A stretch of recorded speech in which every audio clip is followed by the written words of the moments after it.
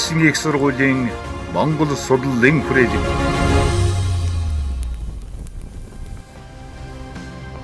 Монгол Улсын их сургуулийн Монгол судлалын хүрээлэн Монгол Улсын их сургуулийн профессорын эрдмийн өв зурлыг бүтээж Монгол Улсын их сургуулийн профессор Шагдар Сүрэн төмөр тогоо базар аргачаа чойма ган тогтох лувсан дорж лувсан цэрэн дулам наваан түмэн баясах норов самбуу содном гомб гам болд Болдбаатар наран гэрэл нарын бүтээлийг эрхлэн хэвлүүллээ. За сүүлийн жилүүдэд тус хүрээлэн дээр хэрэгжсэн зурлаар гарч байгаа нэг томоохон ажил бол Монгол Улсын их сургуулийн профессорын эрдмийн өв гэдэг цуврал. За энэ цувралын гол зорилго анхнаасаа барьсан чиглэл нь юу вэ гэхээр үеийн эрдэмтэн Ахмад Багшрынхаа өгүүлэл ном бүтээлийг эмэгтгэж энэ нэрийн дор эрдмийн өв болгон үлдээж үеийн үед Монгол Улсын их сургуульд суралцж байгаа оюутан залуус за судлан шинжилгээ ажилд хүч оюунаа зориулан ажиллаж байгаа залуу багш судлаачдын гарын авлага их хэрэгтэн болгон үлдээх ийм зорилготой.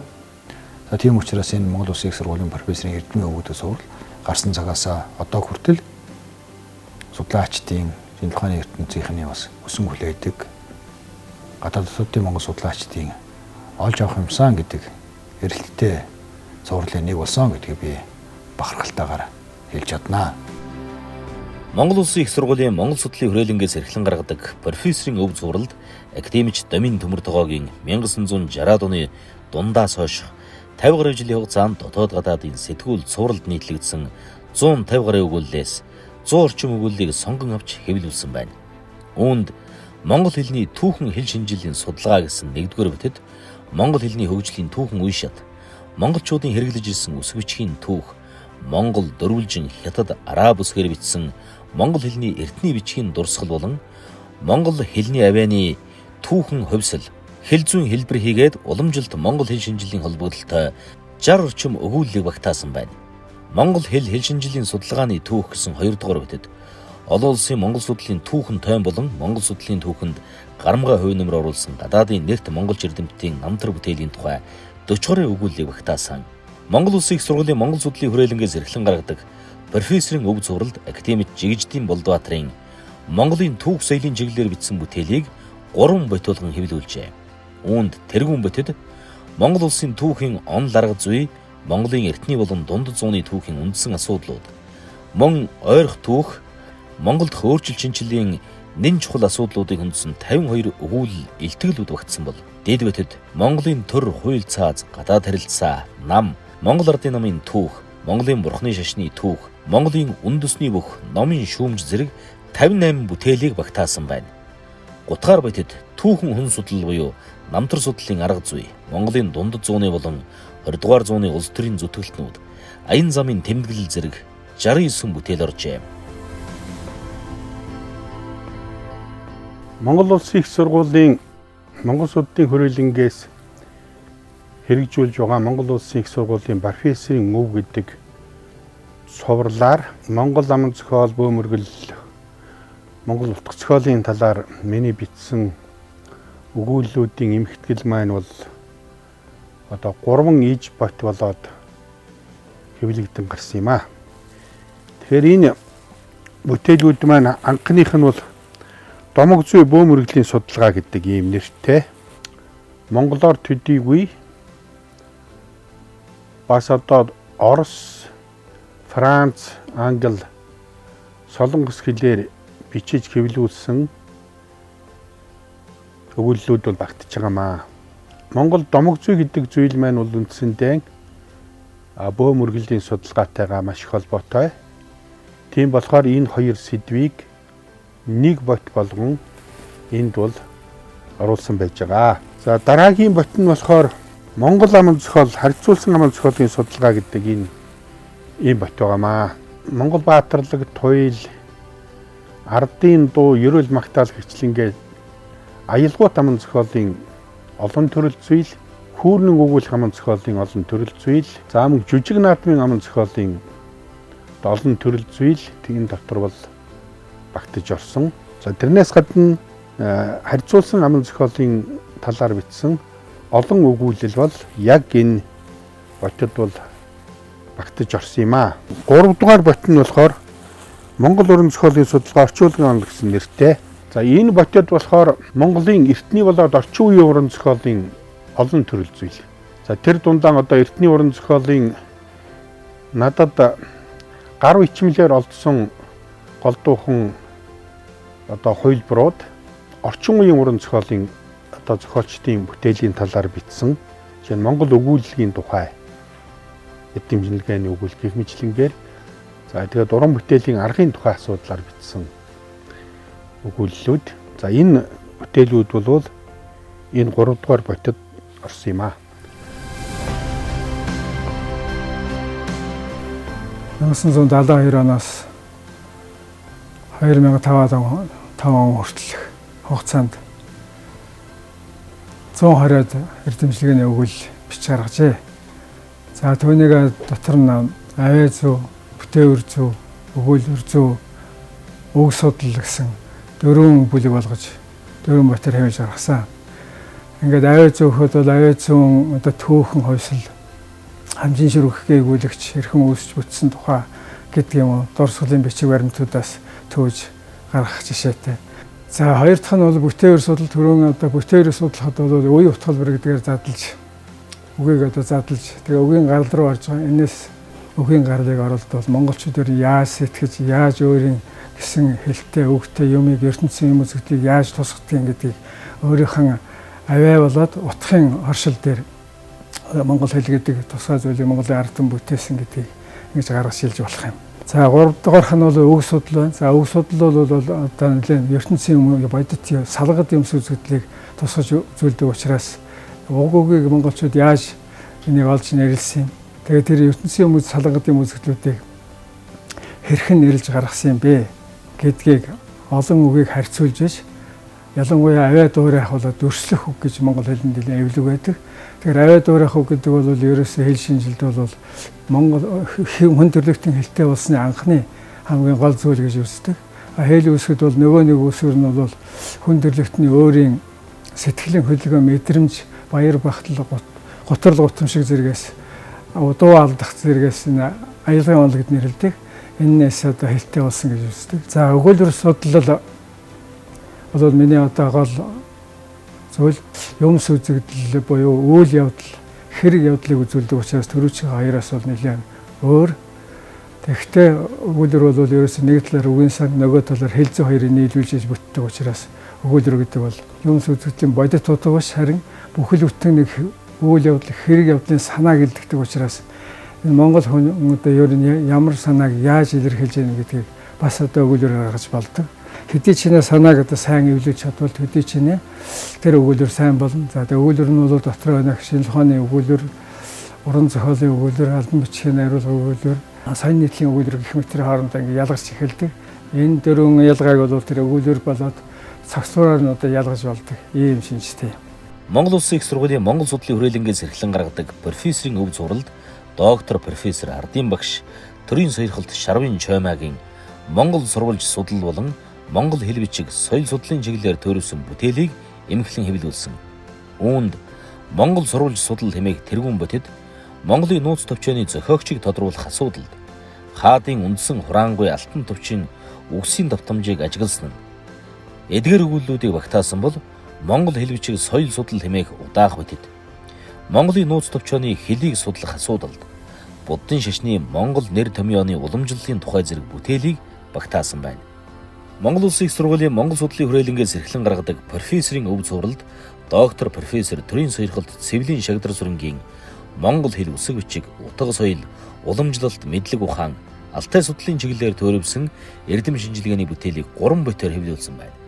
Үүнд 1-р ботод Монгол хэл түүний хөгжлийн түүх, үгийн гарал, утга судлал, үсэг бичиг, түүх соёлын харьцуулсан судалгаа, хэлний судалгааны арга зүйн талаар бичсэн өгүүлбэрүүд багтсан бол 2-р ботод нийгэм, улс төрийн учир холбогдол болон түүхэн баримт, асрагч нэртийн түүх зэрэг сурвалжийн их бичгийн судалгаа, үндэсний соёл, угсаатны зүйд холбогдох бүтээлийг оруулсан байна.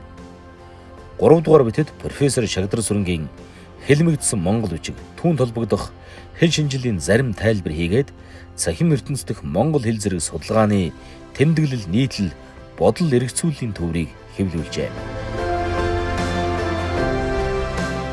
Их сургуульд ирээд 89 он тэр үеийн одоо дэд эдний зэрэг хамгаалсан. Тэгээд тэр анхны бүтээл нь Оросоор гарсан. Өмнөд Сун улсын элчнэрийн тэмдэглэл 13 дугаар зууны Монголын сурвалж бичиг болсон. Энэ юу гэхээр 1225 онд Мухлаа ажиллаад байсан одооныхоор бол Янжин хот юм да. Бээжинд бол Жаохун гэдэг нэг элч ирж ирсэн байна. Энэ хүн ирээд Монгол татар бүрэн тэмдэглэл гэдэг ном бичсэн. За дараа нь Өгөөдө хааны үед 1232-аас 36 онд Пендая Швейцин гэдэг олон элчнэр ирсэн. Тэд нар хар татарын хэргийн товч гэж бичсэн. Хар татарын хэргийн товч говьоос хойд цогд байдаг улсууд нь хар татар гэж нэрлэдэг байж. Тэгээд энэ их Монгол улсын түүхэнд холбогд хоёр хэд сурвалж бичиг. Миний онцлоод байгаа энэ хятадын хоёр сурвалжуулах дээр нуус тавчнаас өмнөх юм. За тэр нь өрөө бүрхийн бичиг гэж байна. Марко Пологийн Азар Айсна гэсэн ном байна. За тэгээд 13 дугаар зууны сүүл үед болох тэр Атам Алек Жувейне виса дэлхийн байгууллагын ногуулагчийн түүх байна. 13 дугаар зууны ихэр болох тэр Монгол бол Бага Азийг эзлээд авцсан байсан. Тэр үед персэл дээр бичсэн номнууд байна. Тэр нь бол одоо жишээ нь Рашид Ад-Дины судрын чулан гэдэг. Тэгэхээр 13 дугаар зуун гэхээр Чингисийн чулуугаас хойш болох тэр Монгол татарын бүрэн төвтөл. Хар татарын учрын товч гэдэг нэг юм байна.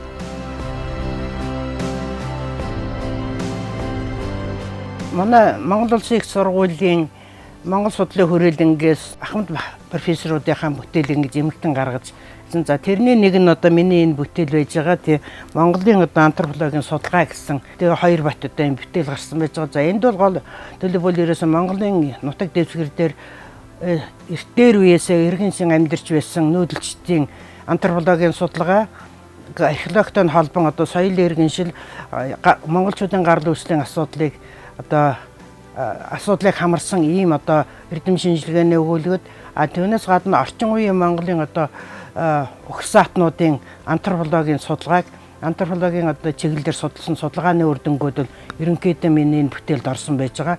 За үүнээс гадна сүүлийн одоо 20 жил бас археологийн малтаг судалгаа хийжсэн тэр одоо судалгааны үр дүн бол энд орсон байж байгаа.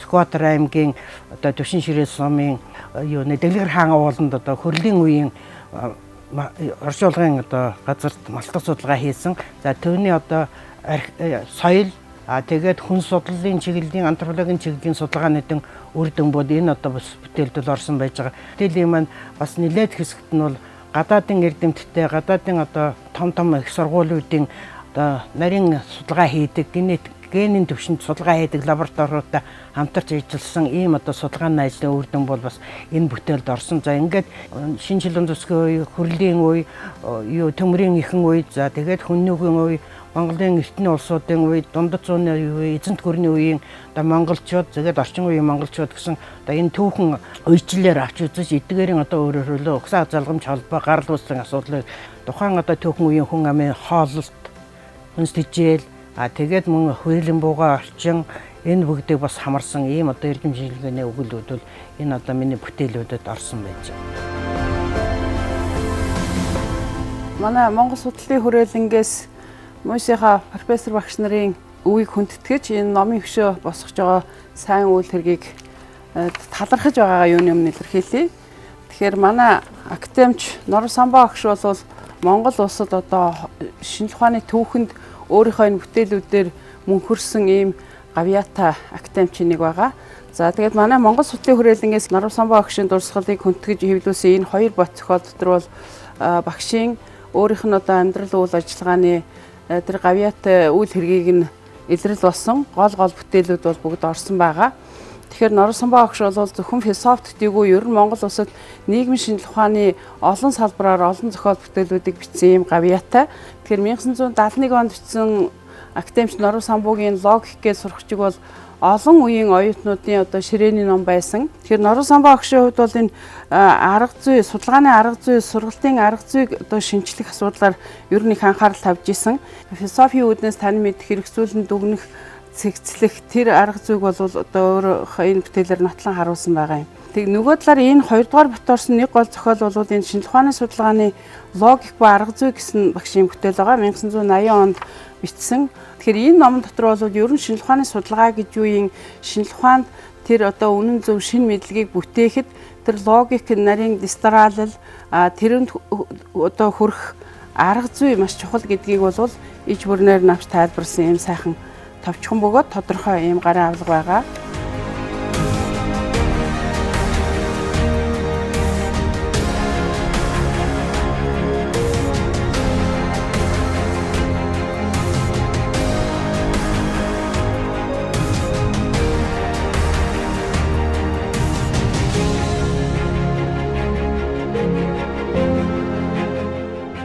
Монгол Улсын их сургуулийн профессорын эрдмийн өв цувралаар Монгол Улсын шинжлэх ухааны академийн академич, шинжлэх ухааны доктор Онцог Дашийн Лувсан доржийн бүтээл тойруулын талаар та бүхэндээ товч танилцуулъя. Эдийн засгийн шинжлэх ухааныг Монголд хөгжүүлэх, Монголд суурийг нь тавих, шинжлэх ухааны бодлогыг томьёолох, эдийн засгийн хөгжлийн асуудлыг авч үзэж тэр дундаа Монголын худалдаагаар холбосон эдийн засгийн хөгжлийн асуудлыг голлон тайлбарлаж байсан. Нэг тогтолцооноос нөгөө тогтолцоо руу шилжилтэд тодорхой хугацаа байдаг тухай ярьж исэн. Энэ шилжилтийн хугацаа нь өнөөдөр ч гэсэн биднэрт дуусна уу үгүй юу гэдгийг бас бодох боломжийг өгж байгаа юм аа. Шинэ үеийн шинэ эдийн засгийн ухаан, шинэ институцийг бид нэр төлөвшүүлэхэд ямар асуудлыг авч үзэх вэ гэдэг талаар тайлбарлаж байсан. Тэгээд түүний боловсруулсан энэ сэтгэлгээний том түүхэн тойм өнөөдрийг хүртэл биднэрт ашиглагцаар байдаг. Энэ академичийн бүтээлийг профессор эрдмийн өв цувралаар эмгэгтгэн гаргахад хүнтэй хувь нэмэр оруулсан. Энэ хувь нэмрийн үндсэн дээр энэ бүтээл олонний хүртэл болох болсон гэдгийг онцлон хэлмээр байна. Монгол Улсын их сургуулийн профессорын эрдмийн өв цувралаар 2018 онд Монголын археологийн шинжлэх ухааны Ахмад үеийн нэртэй төлөөлөгч доктор профессор Дорж Хулбын Навангуйн бүтээлийн эмгэтгэлийг 3 бутуур гаргасан юм а. Өвгөн эрдэмтний зохиол бүтээлүүдээс дээжлээд за нэгдүгээр бут нь бол тэгээ Навангуйн нэгэн сэдвт зохиол за гарын агуулга тохиомлуудыг оруулсан. За Наван багш бол 1973 онд Дорнд Монголын хүрлийн үе гэдэг сэдвээр түүхийн ухааны дэд эрдэмтний зэргийг хамгаалсан. 1980 онд хэвлэгдсэн Эртний Монголын түүхийн дурсгалууд гэдэг зохиол байгаа. За гэхдээ энэ бол тухайн үед Монголд гарсан ер нь эртний судлалаар сонирхож суралцах хүмүүсийн үзэх юм сурах хүчийн чанартай зохиол байсан юм а. За хоёрдугаар бут нь бол доктор Навангуйн эрдэм шинжилгээний өгүүлэл за нийтлүүд за мөн Ахмад эрдэмтний хувьд одоо маш үн цэнтэй олон сайхан дурсамжууд байдаг. За энэ зүйлүүдийг хоёрдугаар бутад оруулсан. 1987-аас 1990 онд Ховд аймгийн нутагт хийсэн судалгааны 4 жилийн тайлангийн анх удаагаар одоо хэвж гаргасан. За энэ 3 дугаар бут нь бол Ховд аймагт явуулсан археологийн судалгаа гэдэг нэртэй юм болсон. За энд бол гол онцлог нь тухайн үед Монгол улсын нутаг дэвсгэр дээр байгаа энэ эртний түүх соёлын дурслуудыг хаана юу хэд хичнээн зүйл байгааг улсын аймаг сумын хэмжээгээр бүртгэж баримтжуулах ажлыг бол авч явуулж ирсэн. Монголд эртний хүнүүгийн эзэн төрний язгууртны бол шуршуулгыг Монгол хүн анх удаа бие дааж малтсан юм ажлыг бол хийсэн. За тэгээд 2018 онд энэ бүтээл одоо хэвлэгдэж гарснаар өөрөөр хэлбэл одоо Монголд хүнүүгийн язгууртны том булшийг Монгол хүн малтсныг 30 жилийн өмнө зориулсан бас нэг юм өвөрмөц бэлэг.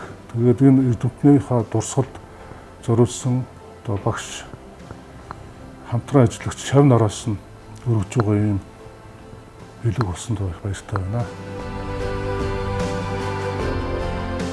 За Лувсан Цэрэн багшийн бүтээлүүдийг 2 дэвтэр болгож эмэгтгэхдээ бид бол түүний 1979 онд Эрдмийн зэрэг хамгаалсан бүтээлийг нь 1981 онд одоо Нагарч унагийн философийн үзэл нэртэй нэгэн сэдвт бүтээл болгож хэвлэсэн байсныг нь энд оруулсан.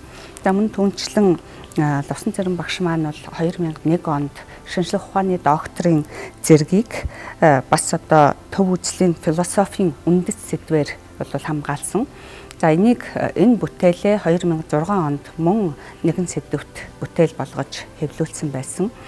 За эдгээр бүтээлүүд бол юуны өмнө Монголд одоо буддийн төв үзлийн гүн ухааны судалгааны үндэс суурийг тавьсан онолын одоо цэгцтэй мэдлэг олгоход чиглэж туйрвагдсан бүтээл гэдэг утгаараа манай энэ буддийн судлал болоод Монголын шинжлэх ухааны амьдралд үнэтэй хувир нэмэр оруулсан ийм бүтээл болсон байдгийн.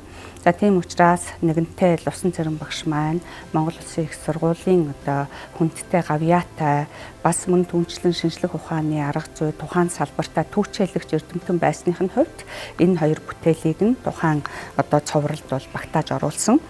Төв үзэл төвшин бодлого гэдэг жижигхэн тохимол байдаг. За тэр тохимолыг нь бас энэ бүтээл энэ одоо эмхэтгэлд бол оруулж өгсөн. Нэг үгээр хэлэх юм бол Лувсан Цэрэн багшийнхаа одоо бие даасан 3 бүтээлийг нь энд оруулснараа бол их чухал ач холбогдолтой болсон.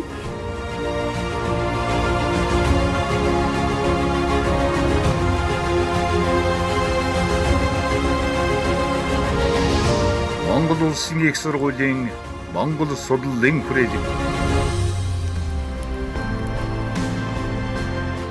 Энэ бот дээр бол энэ угсаа хэл шинжиллийн талаар бол маш олон өгүүлбэрүүд орсон байгаа. За угсаа хэл шинжилэл буюу энэ этнолингвистик гэдэг энэ салбар бол бас төдийлөн Монгол бол бас одоо юу гэдгийг бүр их одоо тийм далайцтай одоо хөгжих энэ одоо үүсэлт бол манай бол маш том хувь нэмэр оруулсан гэж одоо олон одоо эрдэмтэд үздэг. Монголын одоо аман зохиол болон энэ зан үйл дотор байж байгаа тэр онцлогтой өгнүүдийг маш сайн тодруулж ингэж задлж шинжилж ингэж судалсан судалгаараа бол маш одоо гайхалтай. За угсаа хэл шинжиллийн дараа бол энэ сурвалж бичигтэй холбоотой маш олон одоо ийм сайхан өгүүлбэрүүд бичсэн. За энэ дундаас бол сурвалж бичиг гэхээр одоо жангар гэдэг юм уу маш Монголын одоо энэ алдартай туйлсууд байна. За Монголын нууц товчоо гэдэг энэ сайхан одоо сурвалж бичиг дотроос яг тэр үг хэллэгийг бас их судалж тэндээс гаргалгааг бол одоо жишээлбэл нууц товчооны маш олон үг хэллэг бол бас яг одоо тодорхой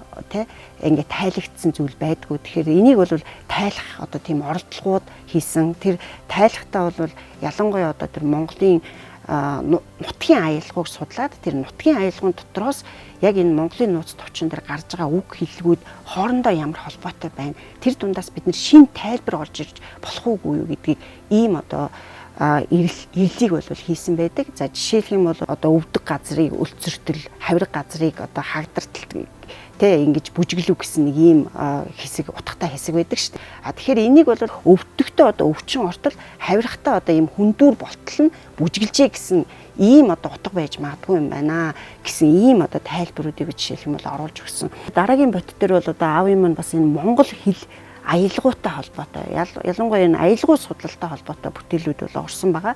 Өсөг бичгийн судлалд бол бас нэлээдгүй олон одоо өгүүлбэрүүд оруулсан байдаг. За монгол хэл зүүн одоо бичгийн судлал за өсөг зүүн судлал дээр бол бас их нэлээд олон өгүүлбэрүүд бичсэн. За өсөг зүү гэхээр зэрэг мэдээж монгол хэл маань өөрөө олон үсэгтэй байсан. Соён бүсэг тэгэл багиндра дөрвөлжин гэдэг олон үсэг байсан. За энэ дундаас бол тэр бурайд аялгаундаа нэлээд ойр тулж зохиосон энэ вагиндра үсгийн талаар бол нэлээд судалж тэр талаар бол олон өгүүлбэрүүд бичсэн. За тэгээд монгол бичгийг одоо сэргээн мандуулах, буцааж одоо хэрэглэх хэрэглээнд оруулахын төлөө одоо бүх насаа одоо өөрийнхөө бүтээл энэ ажил үйлсээ бол зориулсан хүн Монгол Улсын их сургуулийн энэ Монгол судлалын хүрээлэнгээс ийм одоо сайхан энэ профессор Эрдмийн үг гэдэг энэ Монгол судлаачдын энэ шижир болсон энэ бүтээлүүдийг одоо ингэж нэгтгэж ийм сайхан бүтээлүүд гаргаж байгаад маш их одоо талархаж байгаагаа илэрхийлж байна. За Монгол Улсын их сургуулийн улс төр судлалын тэнхимийн үндсийг тэртээ 1957 онд үүсгэн байгуулж тавьсан Монгол Улсын их сургуулийн профессор Соднон Гомб багш маань бүтээл тойруулын эмэгтгэл 2 ботоор Монгол Улсын их сургуулийн Монгол судлалын хүрээлэнгээс эрхлэн хэвлүүлж гаргасан. За Соднон Гомб багшийн олон бүтээл тойруулаас бид энэ удаадаа улс төрийн философийн мэдлэгт гэсэн нэгэн бот. За мөн улс төр судлалын мэдлэгт гэсэн бас нэгэн бот. Ийм 2 бот бүтээлийг эмэгтгэж хэвлүүлсэн байгаа. За улс төрийн философийн мэдлэгт бүтээл бол Соднон Гомб багшийн тойруулсан диалектикийн үндэс, за философийн үндэс, философи хэмээх юм бүтээлүүдээс төвөрлөн оруулсан. За үүнд бол нэг сэдвт бүтээл болон эрдэмшлэгийн өгүүллүүдийн зарим одоо хэсгийг энэ эхний боттоо төвөрлөн оруулсан байна. Улс төр судлалын мэдлэгт хэмээх 2 дахь бот бүтээлд улс төрийн товчтол, ардчлалын мөн чанар түүхэн хэлбэрүүд, улс төрийн соёл, Монголын үндэсний аюулгүй байдлын одоо зарим чухал тулгуур асуудлуудаар багшийн өөрийн бичиж тойруулсан болон шавнартайгаа хамтарч бичсэн юм нэг сэдвт бүтээл эрдэмшлэгээний одоо зарим өгүүллийн тоомлж энэ 2 дахь боттоо эмэгтгэж оруулсан байна. За Монгол Улсын их сургуулийн нийгмийн ухааны факультетийн деканаар 1990 оноос 2003 он хүртэл ажиллаж байсан профессор Соднон багшийн бүтээл тойруулын эмэгтгэлийг Монгол Улсын их сургуулийн Монгол судлалын хүрээлэнгээс нэгэн бот болгон эрхлэн хэвлүүлсэн. За Соднон багшийн судалгааны бүтээлүүд бол багш судлаачдын одоо улс төрийн онлын чиглэлээр улс төрийн нам судлал, за мөн одоо ардчлал, улс төрийн институцийн бусад судалгаанд бол өргөн хэрэглэгдэж ирсэн. За гэвч одоо номын сан оюутан сурагчдын гар дээр бас төдийлөн олдохгүй байгаа ийм ховор бүтээлүүдийг Монгол судлалын хүрээлэнгээс инхүү дахин эрхлэн эмэгтгэж хэвлүүлж гаргаж байгаад Монгол Улсын их сургуулийн улс төр судлалын тэнхимийн багш нар хамт олон бид их баяртай байгаа. Бол улс төр судлалын зөвхөн онлын энэ зарим чухал асуудлуудыг хөндсөн бүтээлүүдийг нь оруулснаас гадна улс төрийн практик судалгааны бас зарим чухал сэдвүүдийг хөндсөн ийм бүтээлүүдийг оруулсан байгаа. За гэхдээ тэр ховор чухал бүтээлүүдийг одоо бид дахин одоо номын санд олон нийтийн гар дээр ингэж дэлгэн харуулах боломж гарсан явдалд бол Монгол судлалын хүрээлэнд их талархлаа илэрхийлье.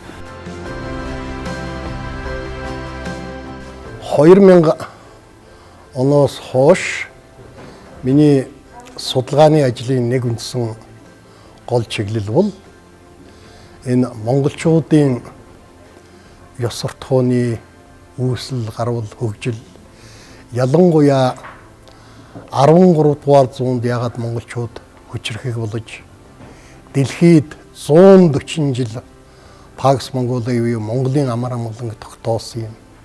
Чингис хааны хууль, ёс суртахуун хоёр хоорондоо ямар уялдаатай юм.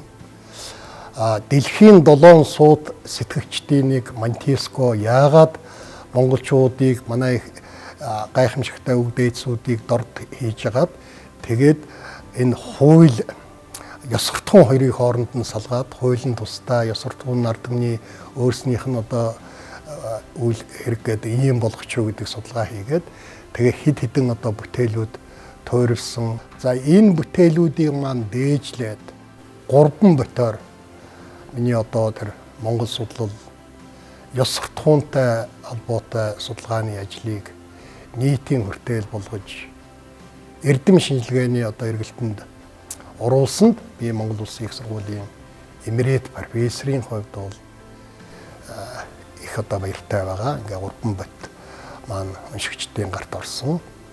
Манай Монгол Улсын их сургууль одоо бүх насаараа багшилсан олон эрхэм хүндтэй эрдэмтдийн ийм бүтээлүүдийг ингэж одоо нэгэн ботууд багтааж ингэж хэвлүүлэх нь бол онцгой ач холбогдолтой эрдэм шинжилгээний ийм тойр бол болсон гэж бодож байгаа. Сан хувирахт ингээд ганцхан хуу хадгалагдаж байгаа зүйлүүдийг олон нийтийн хүртэл болгож байгаа нь бол маш үнцэнтэй гэж бодож байна. Дэлхийд шинжлэх ухааны судалгааны бүтээлүүдийг бас танилцуулах, сурталчлахад үнэтэй хувь нэмэр оруулдаг ийм одоо судалгааны байгууллага. Эрдэмтлэгээний эргэлтэнд, за шинжлэх ухааны судалгааны эргэлтэнд дахин оруулж ингэж эмэгтэй хэвлүүлж байгаа улс төр судлалын тэнхимийн багш нарынхаа өмнөөс талархалтай хандж байгаа үгээр илэрхийлээ. Их сургуульдаа баярлалаа гэж хэлье. Монгол судал хөгжинэ. Цааш ч гэсэн Монгол судлалын хүрээлэн Монгол Улсын их сургуулийн профессорын эрдмийн өвгүүдийг энэхүү сургалтыг улам төгөлдржүүлж, улам баяжуулж, олон эрдэмтэн багш нарынхаа ном бүтээлийг, өгүүлэл цувралыг энэхүү эрдмийн өвд баримтгэлж оюутан залуу судлаач багш нарт эрдмийн өв болгон үлдээнэ гэж бодож ингэж төлөвлөж ажиллаж байна.